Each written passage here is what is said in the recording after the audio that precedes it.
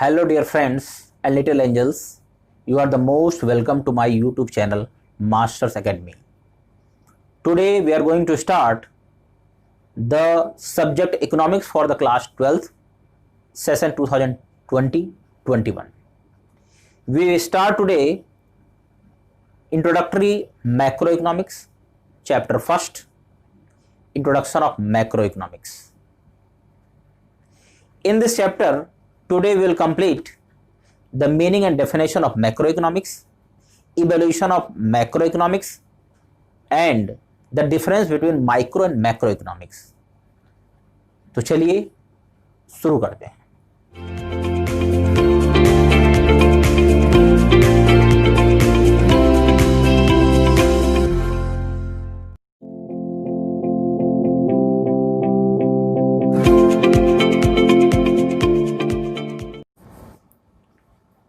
Hello dear friends and little angels, welcome back. It's time to Sri Ganesh. It's first day. We will discuss introductory macroeconomics, chapter 1st, that is introduction.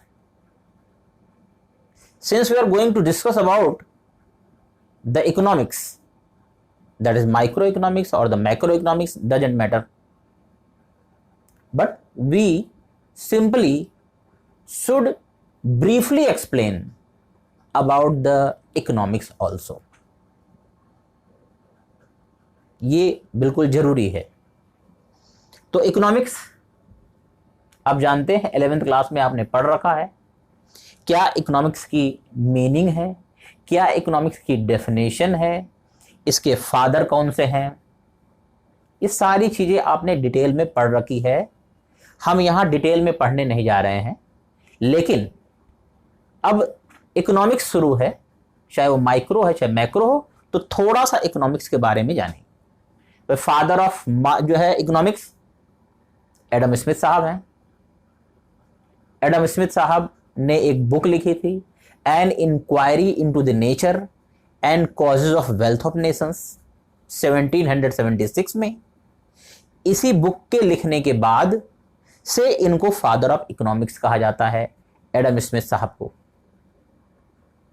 Adam Smith साहब केवल father of economics ही नहीं है, बल्कि father of micro economics भी हैं. Economics की definition क्या है? एक सिंपल डेफिनेशन जो बुक्स में मिलती है वो मैं आपको बता रहा हूं कि economics is a subject matter that focuses on the rational management of the scarce resources in a manner such that a consumer can maximize his or her total satisfaction, a producer can maximize his or her total profit, and a country or society can maximize social welfare. क्या पता चला? Simple सी बात है कि ये economics एक subject है. कैसे सब्जेक्ट है? सोशल साइंस है. साथ ही साथ जो है क्या है, इसमें स्टडी की जाती है कि कैसे एक कंज्यूमर, एक प्रोड्यूसर और एक कंट्री या सोसाइटी अपने स्केर्स रिसोर्सेज का यूटिलाइजेशन करता है ताकि उनका इकोनॉमिक गेन मैक्सिमाइज हो सके. There are two branches of economics. First, microeconomics. Second, macroeconomics. 1936 से पहले पूरे वर्ल्ड में माइक्रो इकोनॉमिक्स ही थी. मैक्रो इकोनॉमिक्स का कोई नामो निशान नहीं था. माइक्रो इकोनॉमिक्स जो कि क्लासिकल इकोनॉमिस्ट का एक थॉट है, और macro economics Keynesian school of thought है. सबसे पहले जो है माइक्रो और मैक्रो के बीच में जो डिफरेंस किया, या जिसने माइक्रो और मैक्रो इकोनॉमिक्स ये वर्ड का नाम लिया, उसका नाम था प्रोफेसर रेगनर फ्रिस. ये नॉर्वे के थे और इन्होंने पहली बार माइक्रो इकोनॉमिक्स और मैक्रो इकोनॉमिक्स का नाम दिया. क्या है भाई macro economics? What is the meaning of the macro economics? What is the definition of the macro economics? Now this is the main topic. Macro. The word macro is derived from the Greek word macros. Greek word macros. The meaning of the macros is large or the very large. Then what is the definition of the macroeconomics? We have taken here a very simple definition of the macroeconomics. Macroeconomics is that branch of economics which studies the economic problems at the level of economy as a whole. कहने का मतलब यह है कि macro economics ये economics की एक branch है. ये इकोनॉमिक्स की ऐसी ब्रांच है जो इकोनॉमिक प्रॉब्लम्स की स्टडी होल कंट्री के लेवल पर, होल इकोनॉमी के लेवल पे करती है. ये है मैक्रो इकोनॉमिक्स. आपने पढ़ा है, सभी लोग ये जानते हैं कि माइक्रो इकोनॉमिक्स भी इकोनॉमिक प्रॉब्लम की स्टडी करती है, लेकिन वो इंडिविजुअल लेवल पे, स्मॉल लेवल पे, वो स्मॉल स्मॉल यूनिट्स में इकोनॉमिक प्रॉब्लम की स्टडी करती है. लेकिन मैक्रो इकोनॉमिक्स पूरे इकोनॉमी को लेवल पर इकोनॉमिक प्रॉब्लम्स की स्टडी करती है. इसके बहुत से एग्जाम्पल हैं, अभी हम आगे आगे डिस्कस करेंगे. लेकिन सिंपल एक एग्जाम्पल है मैक्रो इकोनॉमिक्स का, general price level. whenever we discuss about the price of a particular commodity, price of a good, then that is a part of the microeconomics. But when we discuss about the general price level, it means we discuss in macroeconomics. Another example you can say demand and supply of a good, demand and supply of a commodity is also a topic of the microeconomics. But whenever we discuss about the aggregate demand and aggregate supply, that is the example of macro economics. अब जैसे सब पढ़ लिया है तो simple सा एक जो है क्या है, इवोल्यूशन ऑफ मैक्रो इकोनॉमिक्स भी जानना जरूरी है कि जब पहले से इकोनॉमिक्स की एक ब्रांच माइक्रो इकोनॉमिक्स पूरे वर्ल्ड में प्रिवेल कर रही थी, तो ये मैक्रो इकोनॉमिक्स की जरूरत क्या थी? ये मैक्रो इकोनॉमिक्स कहां से आ गई? मैक्रो इकोनॉमिक्स के फादर कौन से हैं? कौन सी ऐसी सिचुएशन है जब मैक्रो इकोनॉमिक्स का इवोल्यूशन हुआ? तो ब्रीफ में इसको भी जान लेते हैं. सबसे पहले तो यह जान लीजिए कि father of macro economics is JM Keynes. JM Keynes was a British economist. In 1936, James Keynes had written a book, General Theory of Employment, Interest and Money. From that time, he is considered as the father of macroeconomics. क्या situation थी, क्या जरूरत थी इनको ये book लिखने की, ऐसी क्या प्रॉब्लम आ गई थी, तो ये थोड़ा सा जो है ब्रीफ में जान लेते हैं. 1936 से पहले पूरे वर्ल्ड में एक ही इकोनॉमिक्स था, microeconomics. All the rules and regulations, laws which were given by the classical economist were accepted by all. Their predictions, their economic predictions were totally correct. That's why accepted by all.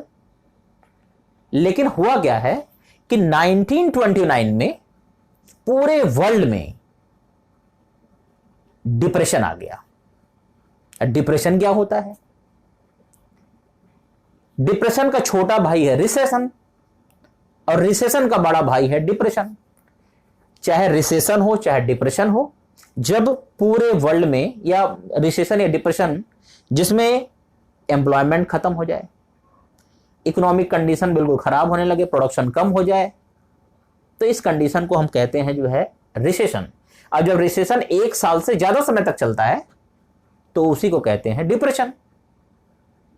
तो ये जो depression शुरू हुआ था world का, जिसे कहते हैं ग्रेट डिप्रेशन ऑफ 1930, ये 1929 से शुरू हुआ और ये जाते जाते लगभग जो है क्या 1939 तक चला।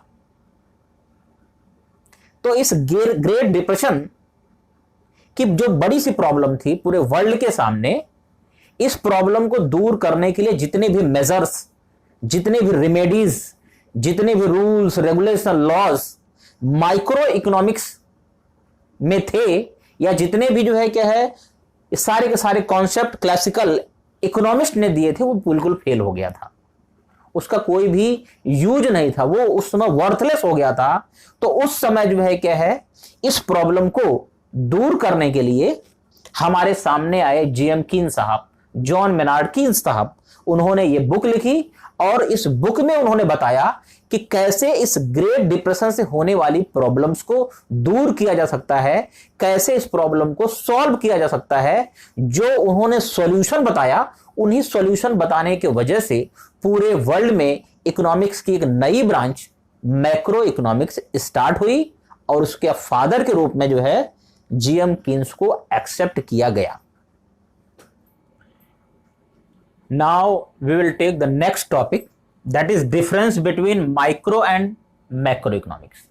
In 11th class we have read about the microeconomics, and in 12th class we are going to study about the macroeconomics. So here we are going to differentiate between the two branches of the economics. The first point that differentiate between the micro and macroeconomics is basis of the study. In economics, the economic problems are studied at the level of individual or the small units. For example, the economic problem of consumer, the economic problem of a producer. In macroeconomics, the economic problems are studied at the level of economy as a whole. कहने का मतलब यह है कि इसमें small units पे economic problem की study नहीं की जाती है, पूरे इकोनॉमी लेवल पे स्टडी की जाती है। इसका एक नॉन इकोनॉमिकल एग्जांपल ले सकते हैं आप। जैसे सपोज करो कि एक आम का पेड़ है, इस समय आम के पेड़ में जो है क्या है अमियां भी लगी हुई हैं, इससे पहले बौर भी लगा हुआ था, फूल लगा हुआ था, ठीक है। तो हम इसका एक एग्जांपल ले सकते हैं। ये एक इकोनॉमिक्स का एग्जांपल नहीं है, इसका यह एक नॉन इकोनॉमिकल एग्जांपल है, लेकिन इससे हम माइक्रो और मैक्रो के बीच में जो है डिफरेंस को समझ सकते हैं। माइक्रो में, अगर माइक्रो में हम स्टडी करते तो क्या करते, हम पहले जो है क्या है बार्क ऑफ द ट्रीज यानी पेड़ की छाल के बारे में स्टडी करते, ठीक है। फिर हम क्या करते कि फ्लावर ऑफ द जो है ट्री, हम पेड़ के जो है क्या है फूल के बारे में स्टडी करते। हम क्या करते जो है क्या है लीव्स ऑफ द ट्री, उसकी स्टडी करते। तो कहने का मतलब यह है कि पूरे यूनिट को छोटे छोटे पार्ट्स में डिवाइड करके स्टडी करना, ये क्या है माइक्रो में। लेकिन अगर हम मैक्रो स्टडी करते उसी आम के पेड़ का, तो हम क्या करते कि जो है ब्रेथ क्या है, मोटाई कितना पेड़ की है, ठीक है, पेड़ कितना डेंस है, घना कितना पेड़ है, ये देखते हम। तो उसको जो है एक बिल्कुल एक करके हम स्टडी करते, ठीक है। और जबकि माइक्रो में ऐसा नहीं है, हम उसको स्मॉल यूनिट्स में स्टडी करते। दूसरा टॉपिक है, दूसरा पॉइंट है इकोनॉमिक वेरिएबल्स। वेरिएबल सभी लोग जानते हैं। The term variable is a item whose value changes with passage of time, जिसका समय के साथ साथ जो है क्या है वैल्यू चेंज हो जाए, उसको क्या कहते हैं वेरिएबल्स कहते हैं। और अगर इसी में लग गया कि इकोनॉमिक वेरिएबल्स, तो इसका मतलब है कि ऐसे जो है आइटम्स जिनकी वैल्यू इकोनॉमिक्स में चेंज होती है, जैसे आपका डिमांड हो गया, जैसे आपका जो है सप्लाई हो गया, ये सारे के सारे जो है क्या है ये माइक्रो वेरिएबल्स हैं। माइक्रो जो है इकोनॉमिक वेरिएबल्स हैं। एग्रीगेट डिमांड हो गया, एग्रीगेट सप्लाई हो गया, ये मैक्रो इकोनॉमिक वेरिएबल्स हैं। ठीक है, तो micro variables, micro economic variables अलग है और मैक्रो इकोनॉमिक्स वेरिएबल्स क्या है, अलग है। इनमें मतलब इससे भी इनके बीच में डिफरेंस पता चलता है। नेक्स्ट क्या है, इकोनॉमिक एजेंट्स। भाई इकोनॉमिक एजेंट्स क्या होते हैं? Economic agents are those who take their decisions, जो अपना डिसीजन खुद लेते हैं उनको कहते हैं इकोनॉमिक एजेंट्स। आप माइक्रो में इसका जो है जितने भी कंज्यूमर है, जितने भी प्रोड्यूसर्स हैं, ये अपना डिसीजन खुद लेते हैं, ये अपने पर्सनल गेन को मैक्सिमाइज करना चाहते हैं। ये सारे के सारे जो है क्या है, वो माइक्रो एजेंट्स, माइक्रो जो है एजेंट्स आते हैं। इसी तरह से मैक्रो एजेंट्स क्या है, इसमें बहुत से जो है इंस्टीट्यूशंस हैं, इनको इस इंस्टीट्यूशनल यूनिट्स भी कहा जाता है, जैसे स्टेट हो गया, स्टैट्यूटरी बॉडीज जैसे आपका आरबीआई हो गया, रिजर्व बैंक ऑफ इंडिया हो गया, SEBI security and exchange board of India हो गया। तो ये सारे के सारे जो है क्या है, वो मैक्रो एजेंट्स हैं। जहां पे माइक्रो एजेंट्स यानी कि कंज्यूमर प्रोड्यूसर पर्सनल गेन को जो है मैक्सिमाइज करना चाहते हैं, सारे के सारे जो है क्या है माइक्रो डिसीजन, माइक्रो इकोनॉमिक्स में रिलेटेड डिसीजन ये खुद लेते हैं। उसी तरह से जो है क्या है, जो एक इकोनॉमी लेवल पे डिसीजंस हैं वो आपके आरबीआई, स्टेट, सेबी, ट्राई, ठीक है, ये सब लेते हैं।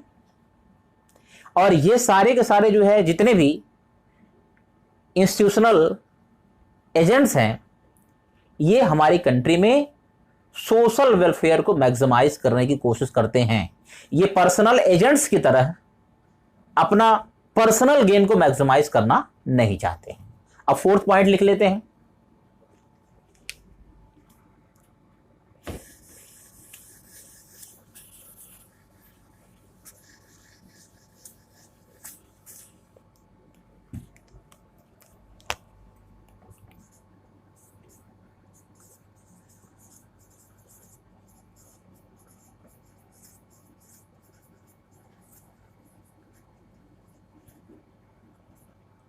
Degree of aggregation. ऐसा लोगों को लगता है या आजकल के बच्चों को लगता है कि एग्रीगेट्स केवल मैक्रो में पाए जाते हैं, मैक्रो इकोनॉमिक्स में पाए जाते हैं, माइक्रो इकोनॉमिक्स में एग्रीगेट्स नहीं पाए जाते हैं, जबकि ये की बात गलत है। एग्रीगेट्स माइक्रो में भी पाए जाते हैं, एग्रीगेट्स मैक्रो में भी पाए जाते हैं। बस माइक्रो के एग्रीगेट्स थोड़ा स्मॉल होते हैं और मैक्रो के एग्रीगेट्स पूरे इकोनॉमी लेवल पे होते हैं, कंट्री लेवल पे होते हैं। फॉर एग्जांपल, फर्म्स के सम टोटल को हम क्या कहते हैं, इंडस्ट्री कहते हैं। इंडस्ट्री एक एग्रीगेट है, किसका एग्रीगेट है, फर्मों का एग्रीगेट है, लेकिन वो माइक्रो वेरिएबल है, माइक्रो में आती है, उसकी स्टडी हम माइक्रो में करते हैं।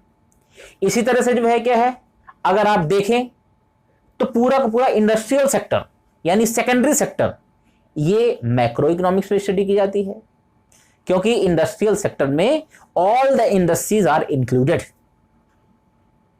तो इंडस्ट्रियल सेक्टर एक इकोनॉमी लेवल पर कॉन्सेप्ट है, यह भी एक एग्रीगेट है। और वहीं अगर आप इंडस्ट्री की बात करेंगे, पर्टिकुलर इंडस्ट्री की बात करेंगे, तो वो छोटा लेवल का एग्रीगेट है और इसीलिए उसको जो है क्या है, माइक्रो में स्टडी की जाती है। नेक्स्ट पॉइंट लेते हैं,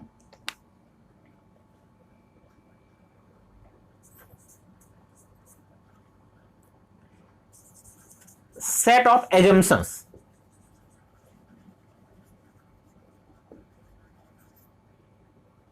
Whenever we study about the microeconomics, we assume the all macro variables are remains as constant, and whenever we study about the macroeconomics, we assume all the micro variables as remain and constant. Next point,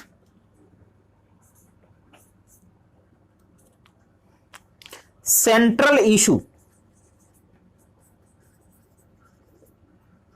central issue, अगर आप micro की बात करेंगे, micro economics में, तो central issue है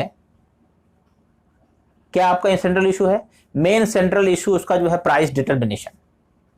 इसीलिए कभी कभी इसको जो है क्या है, थियरी ऑफ प्राइस डिटर्मिनेशन भी कहा जाता है। और जबकि मैक्रो इकोनॉमिक्स में जो मेन इशू है, जो मेन जो है सेंट्रल इशू है, ये आपका जो है आपका एम्प्लॉयमेंट और इनकम डिटर्मिनेशन। माइक्रो के जो है प्राइस डिटर्मिनेशन को हम अगर छोड़ दें, ठीक है, तो उसमें आपका जो है central problem of the economy भी है, उसको भी स्टडी की जाती है, वो भी उसका जो है सेंट्रल इश्यू है। नेक्स्ट पॉइंट चलते हैं।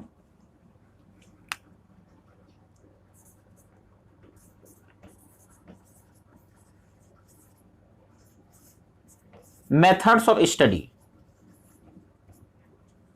माइक्रो इकोनॉमिक्स में हम पार्शियल इक्विलिब्रियम थियरी का जो है फॉलो करते हैं, पार्शियल इक्विलिब्रियम मेथड का यूज करते हैं, जबकि मैक्रो इकोनॉमिक्स में हम जनरल इक्विलिब्रियम मेथड का यूज करते हैं।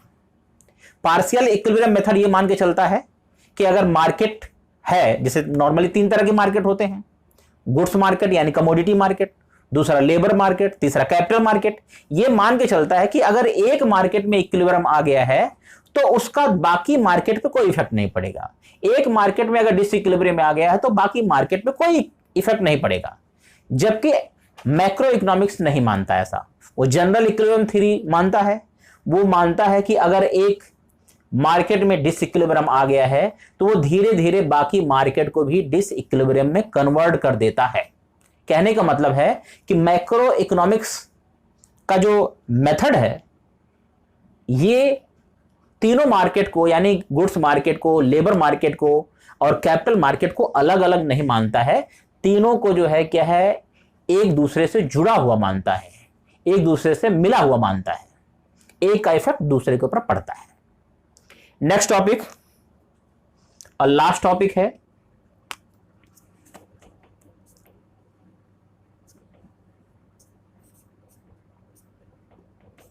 Micro and macro paradox.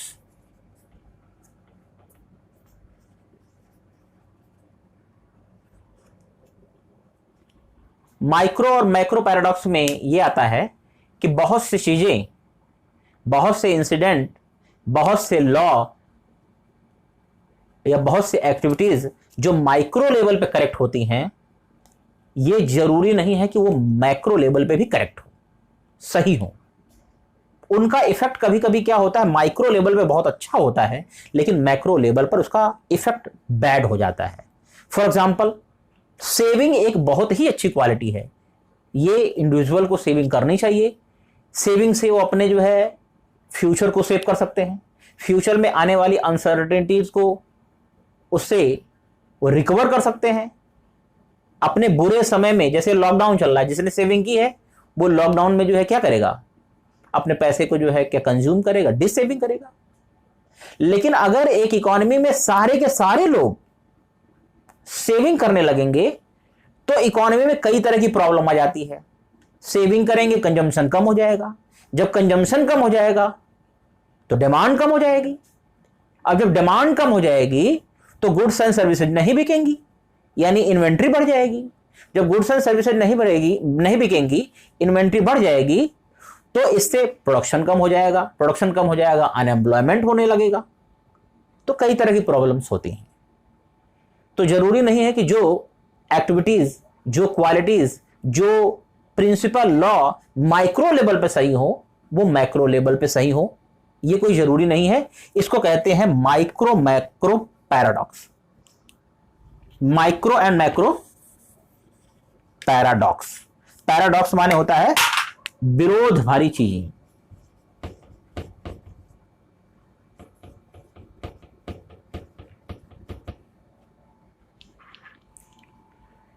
Thank you.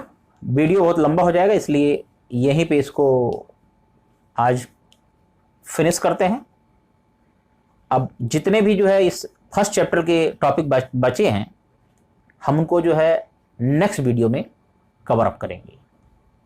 Thank you.